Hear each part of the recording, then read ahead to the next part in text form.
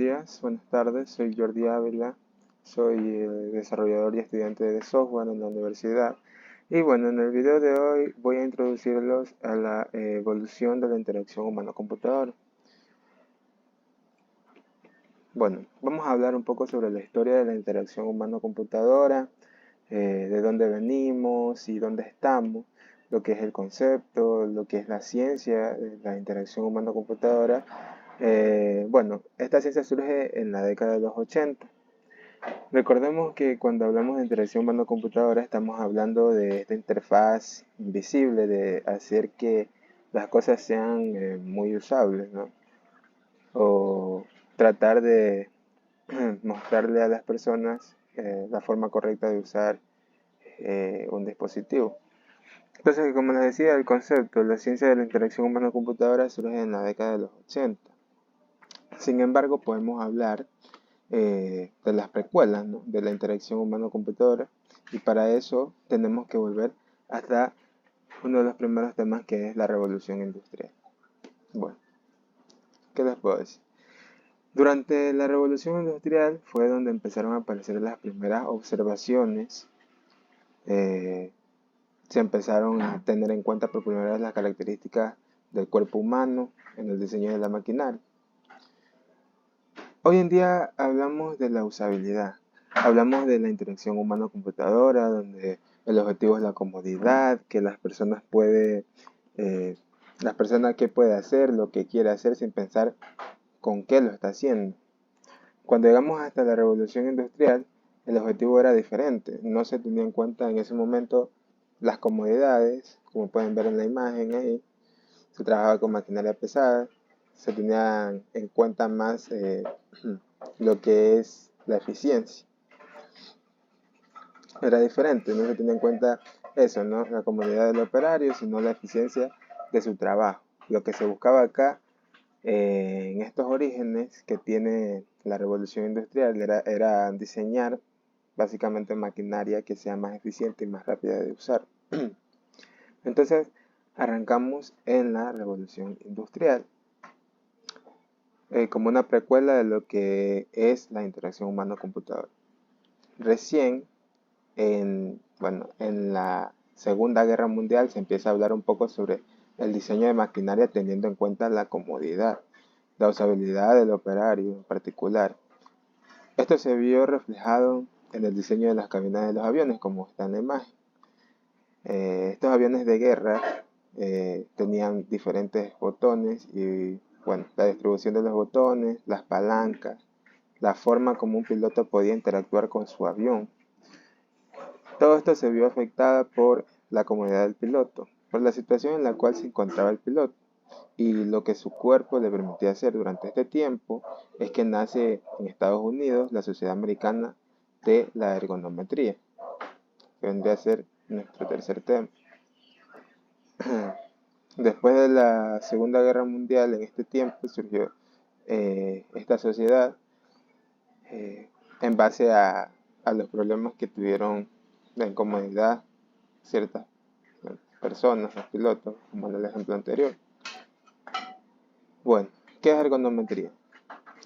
La ergonometría es todo lo que tenga que ver con el estudio de las características físicas del cuerpo humano y cómo estas características afectan la interacción con dispositivos.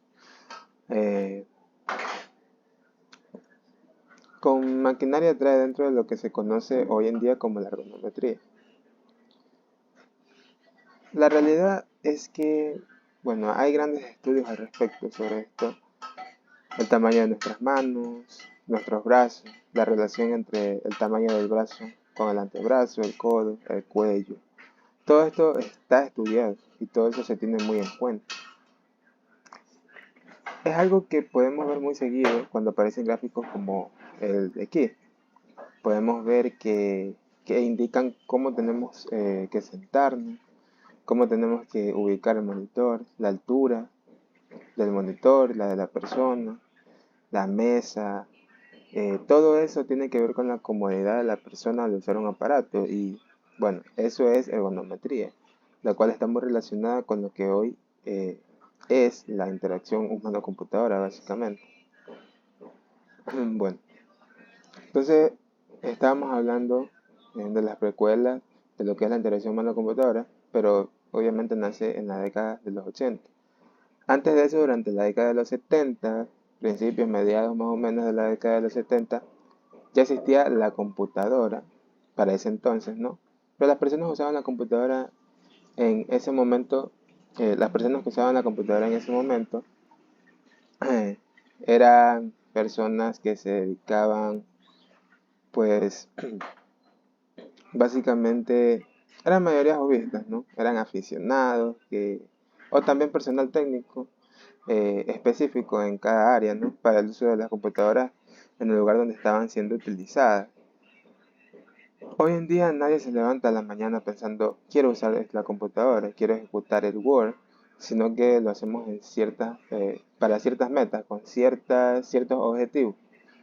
Bueno, las personas en la década de los 70 sí se levantaban a la mañana pensando, quiero usar la computadora. ¿Por qué? Porque ese era su trabajo y las interfaces, la usabilidad que existía en ese punto, a mediados, principios de los 70, estaba muy sesgada por el perfil del usuario. Es algo muy técnico. Para finales de los 70 es que recién se empieza a aparecer el concepto de computadoras personales y lo que en su momento era solamente una idea, ahora ya se puede decir que, bueno, la idea de ese tiempo era que querían una computadora en cada casa, ¿no? Cuando se empieza a masificar la computadora, todo el mundo se transforma en un posible usuario de la computadora y todo el mundo se transforma en un posible usuario de estos sistemas que venían de la década del principio, perdón, del principio de la década de los 70, que era usado por un usuario muy específico. Y ahí es cuando se empiezan a dar cuenta que estas interfaces que se estaban usando hasta el momento no eran para nada usables. Para finales de la década de los 70 recién empiezan a aparecer eh, software de propósito más general, como las planillas de cálculo, editores de texto, así también como plataformas más generales, como es el caso de los sistemas operativos. Así es como llegamos a la década de los 80. eh, y a partir de esta necesidad de adaptarse a un nuevo uso de la computadora es que surge el área de la interacción humano-computadora. Bueno, ahora sí. Surge entonces en la década de los 80 todo este tema de la interacción humano-computador y ahí empieza a evolucionar hasta nuestras épocas, hasta la era digital, ¿no?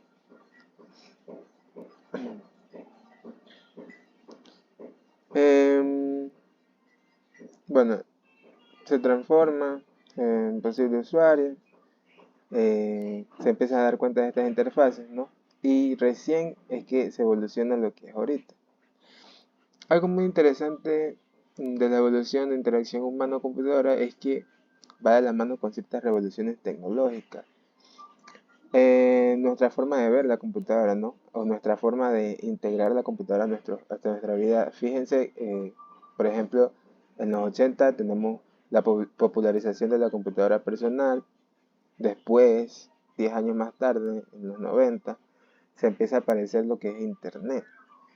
Todo lo que es la parte de la década de los 80 teníamos la computadora personal, la persona trabajando en una computadora, aparece la idea del escritorio. Pero a partir de la aparición de Internet en la década del 90, ya no tenemos una persona trabajando en la computadora en sí, sino que tenemos una persona conectada con otra persona y la computadora pasa a ser un intermediario. Con Internet en los 90 aparecen los celulares, la comunicación móvil.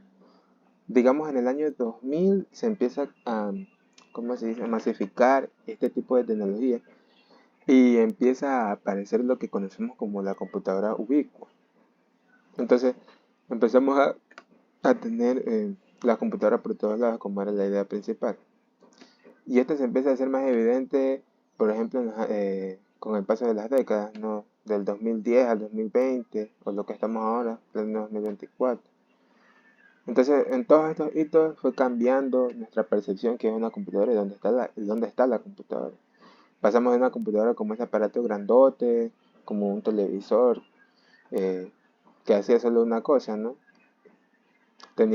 Cada casa solo tenía una de esas. A tener ese aparato en muchas casas ahora y a lo que es hoy en día, que es tener una computadora con un concepto mucho más abstracto, mucho más general por todos lados. Todo eso cambiando, eso fue cambiando nuestra percepción, todo eso fue cambiando nuestra forma de interactuar con la computadora. Y la interacción humano-computadora fue de la mano de estos cambios, definiendo de alguna manera cuál era la forma de interactuar con este nuevo modelo o este nuevo concepto que tenemos de computador. Y así es como llegamos a lo que tenemos hoy. Entonces, eh, desde su génesis en la década de los 80 a lo que tenemos hoy en día, en lo que es interacción humano-computadora, esta área a medida, fue, a medida que fue creciendo, que fue evolucionando, fue incorporando otras áreas de la ciencia.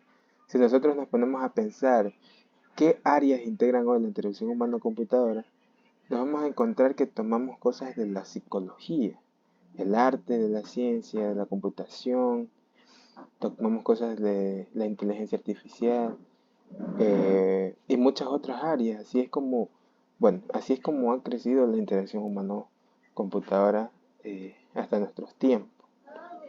Bueno, ahora sí vamos a cambiar un poquito a lo que es la evolución del mouse. Bueno, muchos de ustedes saben lo que es el mouse, o sea, o han interactuado con el mouse. Creo que todos los que tenemos computadora pues, hemos usado el mouse. Y bueno, casi no nos podemos a pensar, ¿no? Cómo fue que surgió todo esto, ¿no? Pues bien, como les venía diciendo en la parte de interacción humano-computadora, el mouse, sus orígenes se dan en la década finales de los 60, comienzos de los 70, con un gran ingeniero llamado Engelbart. Bueno, este ingeniero era parte de una corporación, digamos así, llamada Xerox. En una de esas presentaciones, él creó y presentó el prototipo del primer mouse en la madre de todas las demos, que es, así es como se le llamó después de esto, ¿no? La madre de todas las demos, porque este señor, este ingeniero, pues aquí fue donde se mostró los mayores cambios y avances de la tecnología de la época. Aquí también fue donde se presentaron las primeras interfaces gráficas, se presentó el concepto de interfaz gráfica para computadores y la verdad marcó como un inicio de una nueva era, como por decirlo así, ¿no? Como pueden ver en la imagen, ese fue el primer mouse o el prototipo que tuvo el ingeniero, una caja con dos discos, el cual se movía en eje X y en eje Y conectado con un cable, ¿no? Poco ergonómico, la verdad, pero pues para hacer las primeras demostraciones, pues estaba bien para la época. Como pueden ver en la otra imagen, así se veía el puntero del mouse, una raya vertical. Y bueno, la cuestión era de que en ese tiempo, eso fue un hito y brindó mucha inspiración para diferentes personas.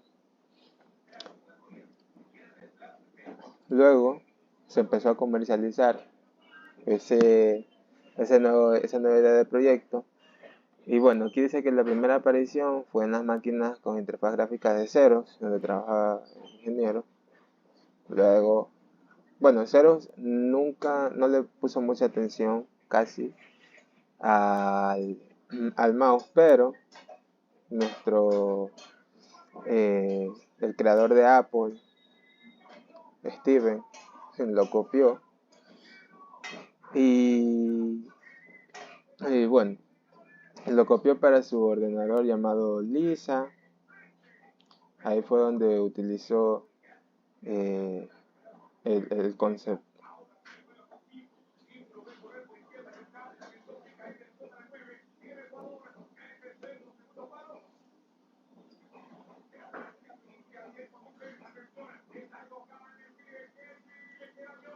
Y bueno, Steve Jobs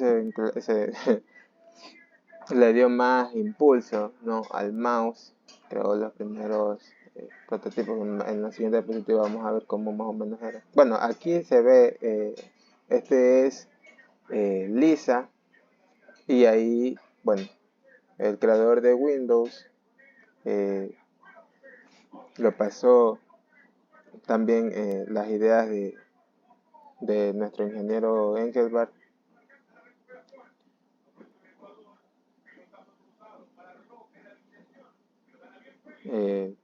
Bueno, Bill Gates también se cogió un poco de las ideas de Steve Jobs.